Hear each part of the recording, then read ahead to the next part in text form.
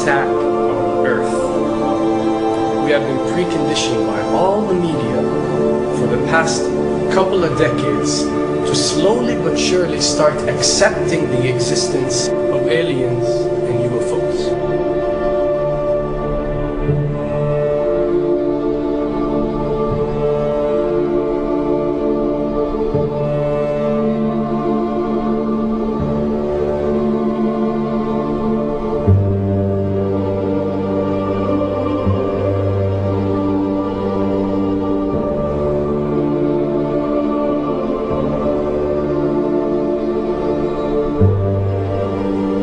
I can tell you right now that 99% of every UFO sighting that has ever taken place has actually not been an unidentified flying object, because this has always been military technologies.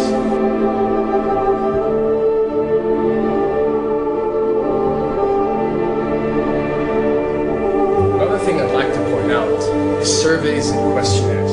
You know, we get surveys and questionnaires all the time, you know, sent out by the state or by the government or by our rulers and our officials and so on and so forth. Do you really think that these ruling powers care about what you think? Do you really think that they're waiting to ask you and receive your answer before making a decision? What happens with these questionnaires is that they are released. For example, what country do you think the US should attack next? And if it yields back results like 70% of the US population believe Iran is the next country that should be attacked, this is actually a study conducted for the effectiveness of the media propaganda that they are using. So when they get such results, they look at it and they be like, all right, amazing. Our media propaganda is working. We are purposely trying to manipulate people to think that Iran should be the next one, and check out the survey results. We're doing a great job in propaganda. That's what it's all about. And if the results come back and they aren't up to par, so let's say 20% want war with Iran and 80% want actual peace, they say, okay, so now we have to go and rework our media propaganda and make it more effective so these percentages change. Why am I saying this? Because of the UFO phenomenon. Since the 60s, the amount of people who believe in extraterrestrials have skyrocketed, and it's only increasing day by day in our modern world. This only confirms the success and the plans that are taking place to first manipulate you to believe in UFOs, and second, to conduct a UFO attack that is going to force the whole world to unite to fight off this enemy and accept the New World Order. A former Canadian government official is warning we may be on the verge of intergalactic war, saying, quote, the Bush administration has finally agreed to let the military build a forward base on the moon, which will put them in a better position to keep track of the comings and goings of visitors from space, and to shoot at them if they so decide. I was introduced to the late Dr. Wernher von Braun in the U.S., the father of rocketry. In my first meeting with him, during that first 3.5 hours, he said to me, Carol, you will stop the weaponization of space, because there is a lie being told to everyone that the weaponization of space is now first being based upon the evil empire, the Russians. There are many enemies, he said, against whom we're going to build this space-based weapon system. The first of whom was the Russians, which was existing at that time. Then there would be terrorists. Then there would be third world countries. Now we call them rogue nations or nations of concern. Then there would be asteroids.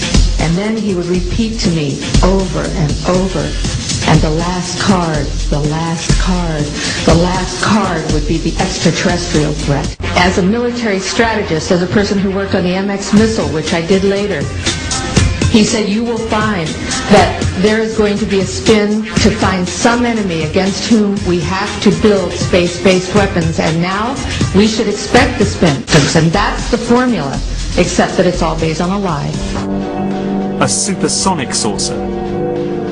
Called the Silver Bug, it was truly revolutionary. The plans show in detail a multi-jet engine craft that boasted amazing maneuverability and speed.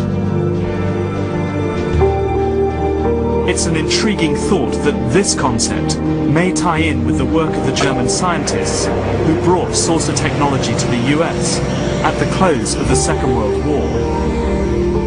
What was needed were certain cover stories. What do you do when people are spotting aircraft and then telling reporters that they've seen something very unusual flying out of an airbase in Nevada? And frankly, this was the origin of a lot of the sightings that took place in the mid-50s, 1954, 55, 56, of unidentified flying objects, the UFOs. So the CIA was involved in encouraging people to believe that, yes, they saw UFOs, and the CIA and the military tried to be very helpful to reporters to get these stories out, to divert the attention of the country, and particularly the people in this region, about what they had actually seen. Mexican Air Force pilots capturing on videotape what are said to be 11, count them, 11 UFOs. The Mexican Air Force has released a video that some of you are going to find difficult to believe. A journalist says it shows images of UFOs tracking a Mexican military plane. So what's the truth about UFOs? The story of successive attempts to develop radically new forms of flight, conducted under the strictest secrecy, is inextricably bound up with our relationship with UFOs over the last 60 years. Whether it's Allied pilots buzzed by strange balls of fire in 1942, or the Roswell incident 5 years later, there is a strong case to be made that secret military technology offers a convincing explanation for many UFO stories. Anytime the government has secrets that they can keep from us, they can manipulate us by those secrets. In essence, they still remain 25 years at least ahead of us in technology, information, and knowledge, and secrets, and they are using them against us. I heard over the years many times over that the plan to usher in the New World Order would be to make all the people in this country and around the world feel totally helpless to prevent the New World Order from occurring, this world dominance plan, by saying that we had been invaded by aliens, so that we would say, oh please UN, come in and help us all. So bear in mind that there is a plan, orchestration, to get people to be submissive through the secret technology and information that they're keeping from you under the blanket of the so-called National Security Act.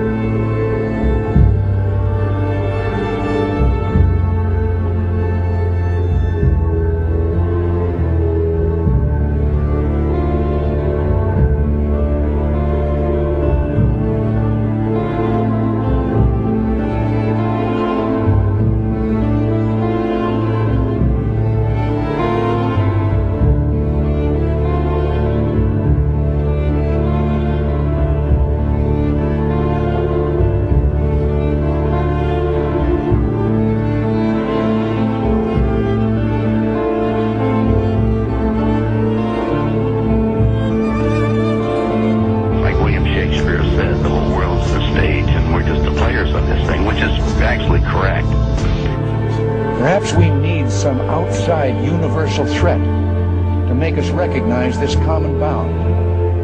I occasionally think how quickly our differences worldwide would vanish if we were facing an alien threat from outside this world.